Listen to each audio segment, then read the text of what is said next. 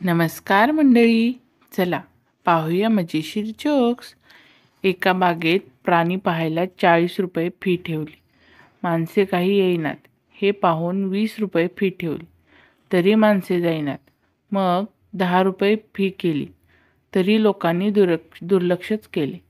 मग अगदी फ्री केले. मग मात्र एवढी गर्दी जमली की पाय ठेवायला जागा राहिली नाही. मग बागेतला वाघ मोकळा सोडला आणि गेट बंद केले व घोषणा केली की बाहेर जाण्यासाठी 400 रुपये मोजावे लागतील. या सर्कशीचे नाव जिओ आहे.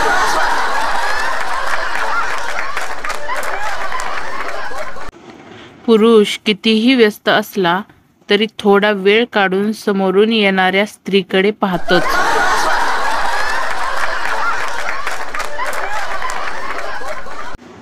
लग्नात गेल्यावर लोक म्हणतात जेवण करून जा. आता त्यांना कोण सांगणार की आम्ही जेवायलाच आलोय.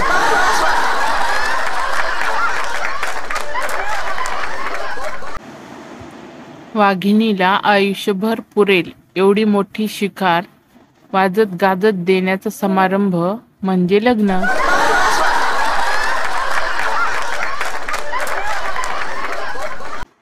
घरी आल्यावर व्हरांड्यात एखादी नाजूक अनोळखी लेडी चप्पल दिसल्यावर प्रत्येक पुरुष डोक्यावरचे केस नीट करूनच घरात येतो.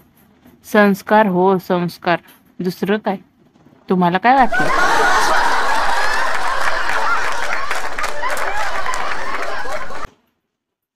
तुमचा मुलगा अचानक प्रसाद वाटायला पुढे जाऊ लागला तर समजावं की होणारी सून आरतीला आलेली आहे.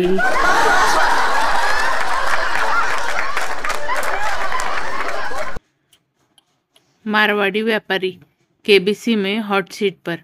अमिताभ बच्चन, फोन ए फ्रेंड में आप किससे बात करना चाहोगे? मारवाड़ी, सुरेश जयपुर. अमिताभ बच्चन, ये कौन है? आपके दोस्त या रिश्तेदार? मारवाड़ी, नहीं सर, पेमेंट लेना है. फ़ोन नहीं उठाता है. आप कॉल करेंगे तो ज़रूर उठाएगा. पेमेंट का तकादा करेंगे, सारी दुनिया सुनेगी.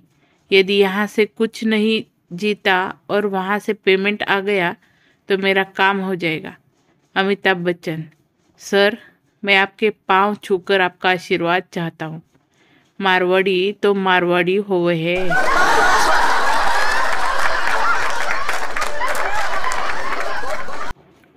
मित्र, लॉकडाऊनमध्ये तू काय नवीन शिकलास?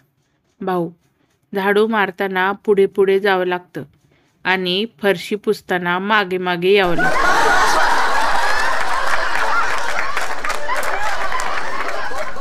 तर मंडळी, पटकन एक लाईक, कमेंट आणि शेअर करा आणि हो, हाईप पण नक्कीच करा.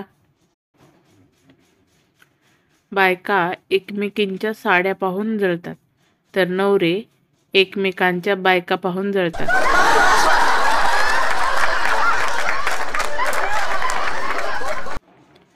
दूध उतू जाताना पाहून बायका का धावतात? साय वाचवायला, दूध वाचवायला? तर अजिबात नाही हो. गॅस आणि ओटा पुसायला लागू नये म्हणून धावतात.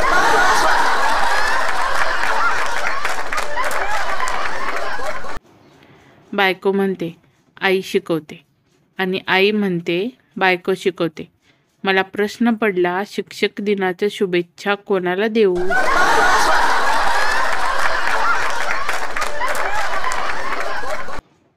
मेंदू हा 24 तास काम करत असतो. तो फक्त 2दाच बंद पडतो.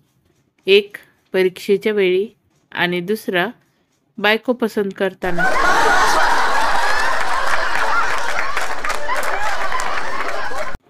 बायको, तुम्ही फक्त माझ्यासाठीच मसाला पान घेतले आणि स्वतःसाठी का बरं नाही घेतलं?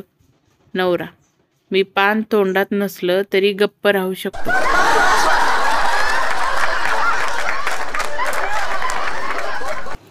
तर मंडळी, कसे वाटले तुम्हाला हे भन्नाट विनोद? हे नक्की कमेंट बॉक्समध्ये कमेंट करून सांगा आणि आपल्या चॅनलला लाईक करा, खूप जणांमध्ये शेअर करा, जेणेकरून हसण्याचा आनंद सर्वांना मिळेल. आणि सबस्क्राईब करायला तर अजिबातच विसरायचं नाही. भेटूया पुढच्या एका ब्रँड न्यू एपिसोडमध्ये. तोपर्यंत धन्यवाद.